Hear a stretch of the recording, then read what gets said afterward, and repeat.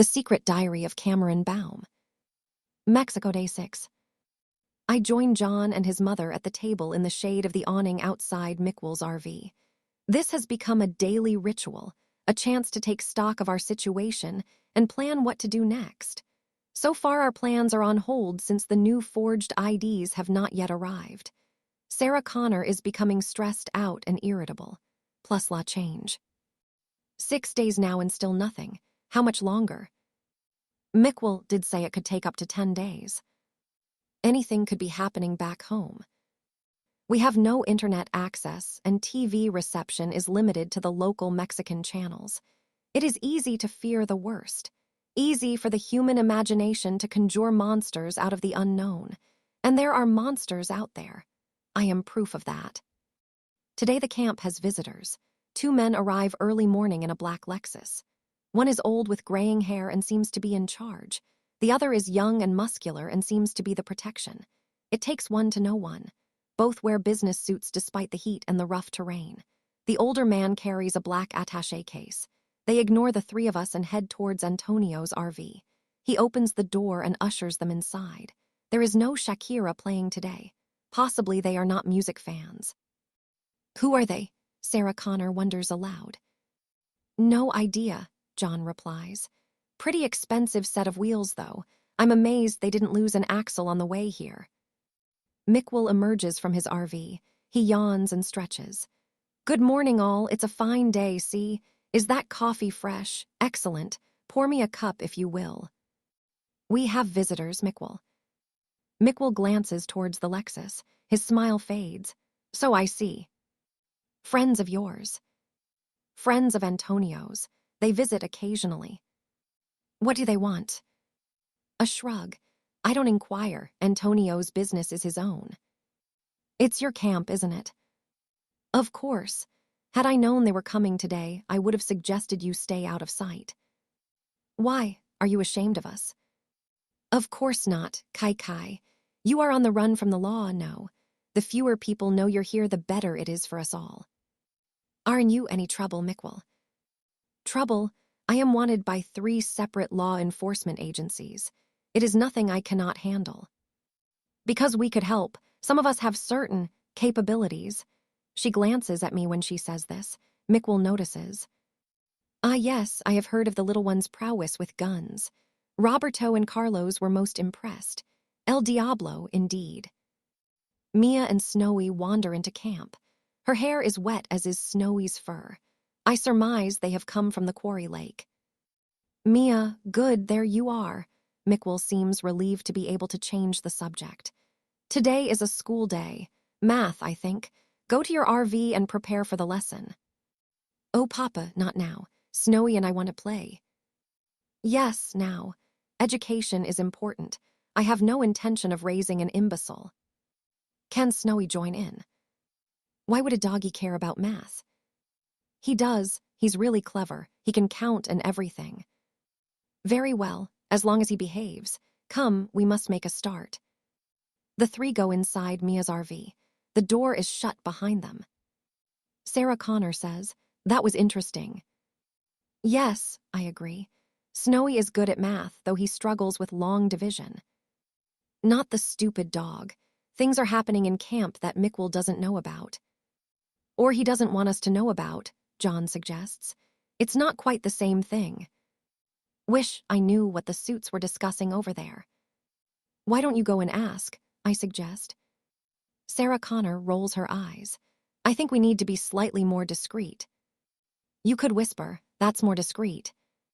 Let's take a look inside the Lexus, John suggests. Could give us a clue why they're here. But the Lexus has blacked out widows and will not give up its secrets so easily. All we see are our reflections staring back at us. John bends down and cups his hands around his eyes to try and cut out the glare. He presses against the vehicle's bodywork. Beep, beep, beep, beep, beep. The alarm sounds. John backs away, but not before the door to Antonio's RV opens and the bodyguard charges out, a gun in his hand. A gun. I place myself between John and this sudden threat, shielding him from harm. If a shot is fired, it will be the last thing this man does. I shall make sure of that. What are doing? Get away from that vehicle. Hey man, chill, John tells him, raising his hands in placation. Just checking out your wheels. That a V8 under the hood. Sweet. What's the mileage, 10 or 15 to the gallon? The gun is lowered, though the scowl remains. Just get away from there. Okay, man, no biggie. The threat goes back in the RV. John blows out his cheeks in relief. That went well. Hardly, I point out. You were almost shot. Yeah, there's always that way of looking at it. The two strangers reemerge from Antonio's RV 10 minutes later. They get back in the Lexus and drive away. I notice that the black attaché case is no longer in the older man's possession. Shakira resumes singing. Her hips don't lie, apparently. Why would they? They are only hips after all. John and I are busy on a project. We are at the shore of the quarry lake. Around us are a dozen rubber inner tubes salvaged from the automobile graveyard, 30 planks of wood from the perimeter fence, several lengths of rope, screws, and nails. Pass me the screwdriver, will you? The crosshead. I oblige. We are building a raft, something for Mia to remember us by when we leave. She and Snowy look on. Will it really float? Mia asks. Oh, ye of little faith, John grins. It'll float, trust me. The final nail is hammered home by early afternoon. Okay, ready for the big launch. Yeah. Cam, help me push it in the water, John says, adding in a whisper. Don't make it look too easy. We push the raft into the lake. I puff my cheeks to suggest this is arduous when really I could do so with one finger, even the little pinky. Yay, it floats. Yup, all aboard who's coming aboard. We climb on. John gives the raft one final shove so that it drifts slowly towards the middle of the lake. Note the ladder I added to the side, John remarks. Now you can use it as a swimming platform. Dive in and climb out. I'll demonstrate. He pulls off his shirt and dives into the water. He surfaces immediately and yells, Come on, what are you waiting for? Mia jumps in feet first, holding her nose just before vanishing beneath the water. Snowy takes a short run up, executes a neat forward roll, then splashes into the water. The bigs show off. Come on, Cameron, Mia urges once she has surfaced. Cam's not much of a swimmer, John explains. I'm more of a sinker, I confess. John swims round to the ladder and climbs out. Mia follows, then Snowy. His paws are too small for the rungs, so I reach down and pull him out by the scruff of his neck. It is undignified, but needs must. It's great, John. Thank you for making it. She hugs him. Pleasure, kiddo. Don't forget Cameron helped. Thank you, Cameron. She hugs me too. Hey. Sarah Connor. She stands high up the shale slope, hand raised to shield her eyes from the strong sun. She descends towards us, fetching up at the lake shoreline while we float several yards out on the raft. So this is where you all vanish to. Pretty cool place, huh? Is the water safe? Safe enough to drink, though Cameron says it's very deep. Not a good place to get a cramp. I'll take my chances. She removes her boots and jeans and wades into the water in tank top and panties. I notice her legs are long, tan, and shapely. It is fortunate she is John's mother, or I might get jealous. Bitch. Oh, this is wonderful. Refreshing, isn't it? She makes several circuits of the raft in various different swimming styles. Breaststroke, backstroke, and a curious frog-like motion known as butterfly. Go figure. Was this raft already here? Cameron and I made it. Mia comes here most days. It's for her benefit, really. Sarah Connor swims round to the submerged ladder and climbs out. She sits down and stretches out her legs to dry in the sun. Her tank top clings wetly to her smallish breasts. At least we have that in common. Know what this place reminds me of? That reservoir outside Tijuana. It was a commune. All kinds of crazies hung out there. We fit right in. Oh yeah, the reservoir. That was a lifesaver. Man, that was a hot summer. Remember that crazy hippie, Marco? He wanted to put LSD in the water supply and turn the whole city on. Right, Marco. Shacked up with a girl called Moonflower. Moonchild. She believed in UFOs. Every light in the sky she thought was the star people come to take her away. Even if it was a 747. John and his mother laugh, happily recalling a shared memory. A memory I have no recollection of since I wasn't part of their lives then. Jealous much, maybe a little. Mia steers the inflatable dinghy alongside the raft. She stands up and salutes. Permission to come aboard, Captain. John returns the salute. Permission granted, sailor. Mia lifts Snowy onto the raft, then climbs up herself. Hi, Sarah. Hello, Mia. Do you come here often? All the time. It's my favorite place in all the world. So your father knows where you are? Of course. Papa taught me to swim here. Did you see the raft John and Cameron built? Isn't it fantastic? I didn't think it would float, but it does. It's very nice. I'm so glad you came to our camp. You're all so nice. I hope you never leave. Sarah Connor looks away, a pained expression on her face. Even John seems discomfited by her words. Typically, Snowy chooses this moment to shake the excess moisture from his fur. Water droplets fly everywhere, including over Sarah Connor, who reacts with predictable anger. Hey, bad dog. Woof, woof, woof. Don't you bark at me. He's saying sorry. Look, see. Mia shows her the iPhone.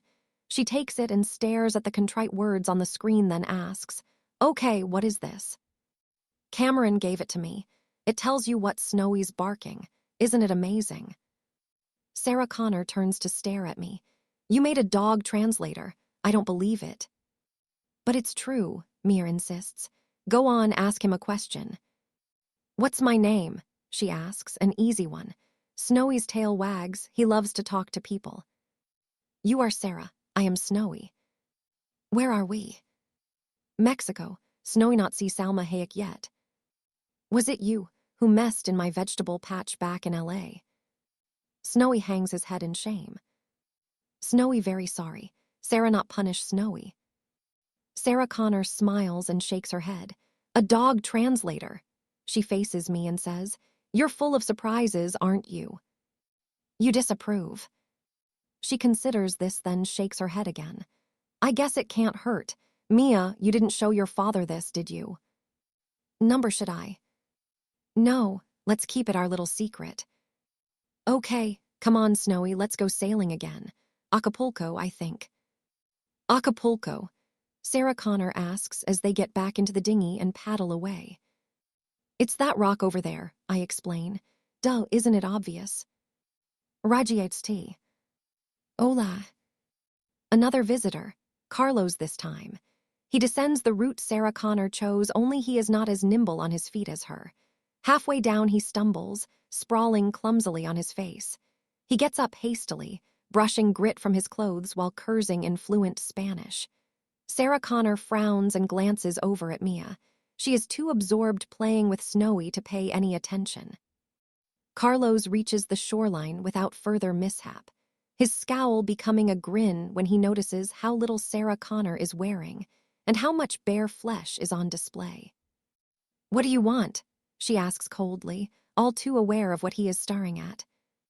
Can't a man enjoy the view, senorita? It is simply stunning. You are stunning. What do you want, Carlos? Mick will send me to find you. Well, you found me. What is it? Mick will say what you were expecting has arrived. It's here, Kai, just as I promised it would be. Mick hands a now fully dressed Sarah Connor a thick manila package. Note I have not opened it. That way your new IDs are a secret even from me. Thanks, Mick. My pleasure. If the documents aren't what you require, tell me. I have had many dealings with this forger. He can be disciplined if necessary. I'm sure everything's fine. Mick goes back inside his RV. Sarah Connor rips open the package and is about to extract the documents when she hesitates. Across the way, Antonio is seated on the steps of his RV and staring directly at us. Let's go somewhere more private, she announces. We walk a distance away from camp. Finally, we are far enough from prying eyes, and the package is reopened. Looks okay to me. Here, you take a look. She hands me the documents. I scan them, comparing them to the real thing I have filed on my database. This is fine workmanship, I admit. Good enough to fool a customs inspection. I believe so. Good. We leave at first light tomorrow. Drive to Mexico City and catch a flight back to the States. Aren't you forgetting something? John says. Airports have fully body scanners now. Cameron will never get past those. Plus, Snowy wouldn't be allowed on board. What do you suggest? Another stolen powerboat? You catch the plane. I've thought of a way we can get Cameron and Snowy over the border. We'll drive oops. John stumbles but manages to avoid falling. A length of chain is protruding from the ground. I bend to throw it aside. More chain comes up. Then a hole in the ground appears. What did you do? Sarah Connor's tone is accusatory. I get the blame for everything. Nothing. Maybe an old mineshaft from the quarry, John suggests. I see steps. A flight of wooden steps lead downwards. We descend with me taking point, just in case of trouble. Below is an underground room or cellar, a roughly square 10 feet by 10, the walls lined with metal shelves. On the shelves are clear plastic bags containing an unidentified white powder. Sarah Connor groans and says, "Oh no, Mickwell, you idiot." What is it? I ask. Cocaine, John explains. Guess Mickwell's in the drug smuggling business. He picks up one of the clear plastic bags. If this is pure cocaine, then there must be several $1 million worth here. What are we going to do? We're gonna seal this place up and make like we know nothing about it. We leave in the morning anyway. This isn't our concern. We're not narcs. I just thought Mickwell had more sense than to get mixed up with drugs. We go back up the steps. Outside waiting for us to emerge are Mickwell, Antonio, and Carlos. The latter two are pointing guns at us. Oh, Kai, what have you done? Mickwell sighs. What have I done? What about you, Mickwell? Drugs. I thought you had principles. It's complicated. You wouldn't understand. What's complicated about just saying no? Because saying no gets people I care about killed. You mean your wife? Some Colombians noiced how adept I was at smuggling arms across borders. They wanted me to do the same for their packages. I refused. They wouldn't take no for an answer. Oh, and I suppose the money we pay you is given to charity, Antonio sneers. You are paid well for your trouble. What happened to your wife was your own fault. Please, Antonio, Mickwell begs. I know these people. They have secrets of their own. They will not tell what they have seen. I warned you when they arrived, compadre. You swore they would not snoop. It seems you were wrong again. We won't tell anyone. We'll be gone tomorrow, Sarah Connor insists. You'll never see us again. I think not. Will you do the honors, Mickwell, since you know them so well? Mickwell's shoulders slump. No, you ask too much. Take them far from here and bury them deep. I don't want me at a chance upon their bodies. Mickwell walks away. Antonio gestures with his gun for us to walk ahead of him. John leans in and whispers, "Wait for my signal." No talking. We are escorted at gunpoint deeper into the quarry. Okay, far enough, Antonio announces. Stop and turn around. John sinks to his knees and sobs. Please don't shoot. I don't want to die. Antonio grins and says, Cowardly gringo. I bet 100 pesos he pees his pants. You lose, asshole. John punches him in the groin. This must be the signal he mentioned. I take the opportunity to punch Carlos in the chest. He drops his gun and flies backwards 10 feet before collapsing. He doesn't get up. I retrieve his weapon and fire one shot into Antonio's skull. He ceases writhing in pain on the ground. Pain will never trouble him again, or anything else for that matter. Damn it, there was no need to shoot him, Sarah Connor scolds, snatching the gun from my hand. We could have handed him over to the cops. She fires 2 more rounds harmlessly into the ground. Why did you do that? I ask. Mickwell will expect to hear 3 shots. John asks, what do we do now? Go back to camp and try and grab our stuff without being spotted. These two won't be missed for at least an hour. Once we're clear, we'll tip off the police. Tell them where to find the drugs. That amount of dope, he'll go to jail for a long time. He tried to kill us, John. What do you suggest? We strike him from our Christmas list. I return to the RV. Mia and Snowy are seated on her cot. She is feeding him strips of beef jerky. I pull my pack from under the bed and stuff it with my belongings. What are you doing? She asks. Leaving. When are you coming back? Never. I don't want you to go. I say, come Snowy. No, please don't take Snowy. He's my dog. But, her tiny face crumples. I hate you all, she screams. She jumps off the cot and locks herself in the bathroom. I can hear her sobbing through the door. Snowy whimpers pathetically. He looks from me to the closed door of the bathroom where Mia's weeping is loud in the confined space. Well, are you coming with me or staying here? I demand. Before I can learn where his true loyalties lie, gunfire sounds from outside. Automatic weapons. And John and his mother have only handguns. Wait here, I order Snowy, and don't let the girl go outside. I find them sheltered behind one of the RVs. Roberto saw me, John explains. He and Mick will have Uzis while I'm down to half a clip. It will suffice, I assure him, taking the gun. I step out of the shelter and advance towards the two men. Roberto rakes my chest with the Uzi's rapid fire. My crop top is shredded. Bummer, it was my favorite one. El Diablo, he shouts as his bullets have no effect. I raise my pistol and shoot him twice in the chest. Mick is slow, bringing his weapon up, and realizes I have the drop on him. He throws his hands in the air. I hesitate and spare his life.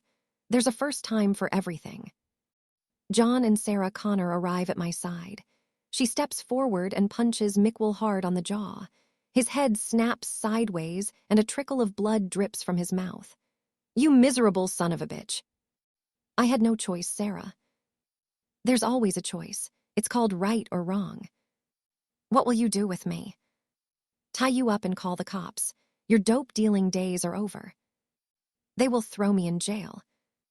It's better than you deserve. You were going to stand by and let us be murdered. Please, they will take Mia away. She has no relatives, only me. They will put her in an orphanage. They are bad places in Mexico.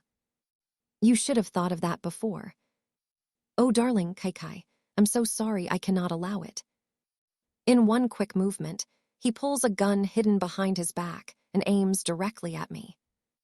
My reflexes are quicker. My aim is truer. My bullet deadly accurate. Mick collapses to the ground, clutching a chest wound which is fountaining blood. Kai, he gasps. Please, I beg you, take care of Mia. If not for my sake, then for hers. There are no more requests, no more last words. His eyes lose focus and his head lolls to one side. Death has claimed him. Sarah Connor curses. John waits patiently until she is done. What now? He asks.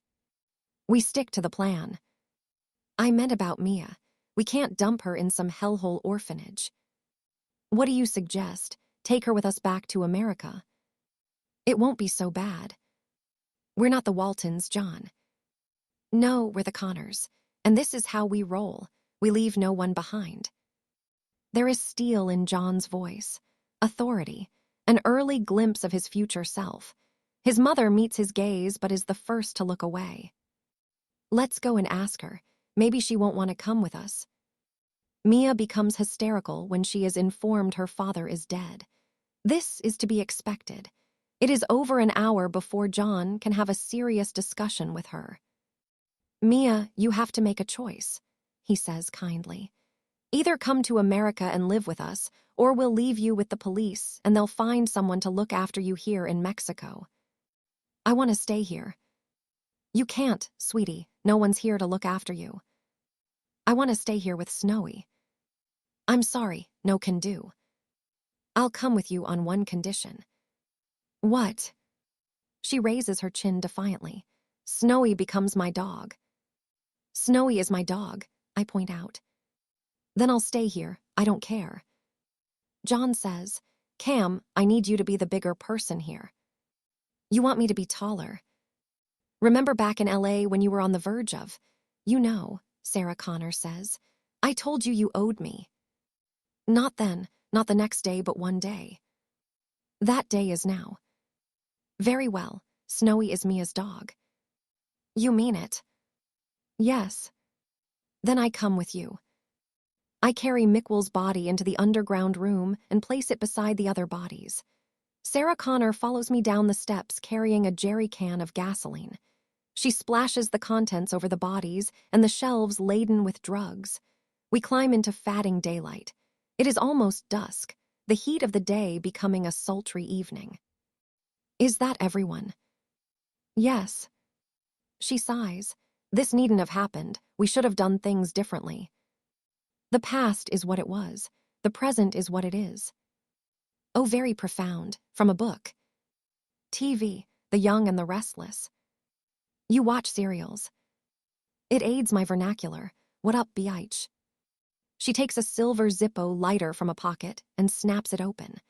A small flame appears, flickering in the light breeze. It seems she is about to toss it into the underground room before hesitating and lowering her hand. The flame gutters and dies out. I will do it if you are squeamish. I'm not squeamish, it's just, you wouldn't understand. Try me. This is all my fault. That little girl's an orphan because of me. Things went bad in LA so quickly. First one safe house, then the other. It felt like the ground was moving under my feet. I need somewhere familiar, someone I could trust, or thought I could. The drug trade is inherently dangerous. It is likely Mickwell would have been killed anyway, once his usefulness expired. Is that meant to make me feel better? I don't know, does it? A shake of the head. The lighter is reignited. This time she tosses it into the hole in the ground without prevarication. We watch the flames consume everything. John approaches. He is carrying the black attaché case. Found it under Antonio's bed, he explains. Take a look. He pops the clasps and opens the case. Inside are neat bundles of used dollar bills. $100,000, give or take. Drug money. Would be my guess, yeah. What do I do with it? I don't care. Throw it in the fire. John hesitates. We're gonna need travel documents for Mia. My plan is gonna cost money too. I was thinking maybe we take what we need and donate the rest to a charity before we leave. Fine, do that then, Sarah Connor says in an odd, lifeless tone. How's the girl? As you'd expect. Fine 1 minute, crying her eyes out the next. I'll go and see if she wants anything to eat. John and I remain. We stare at the billowing flames. They are curiously entrancing. Mom blames herself. Yes. It's not her fault. No. I hope we're doing the right thing taking Mia with us. We won't know until we try. Do you have any knowledge of Mia in the future? No, however. What? There are memories I cannot access. They have been placed behind a firewall. By whom? By you, of course. John frowns. Why would I do that? Presumably, to prevent prior knowledge from influencing my decisions in this time. I can't believe I would let that girl be orphaned if I could stop it happening. I must be a miserable son of a bitch to do that. But still handsome. It is no consolation. I didn't expect it to be.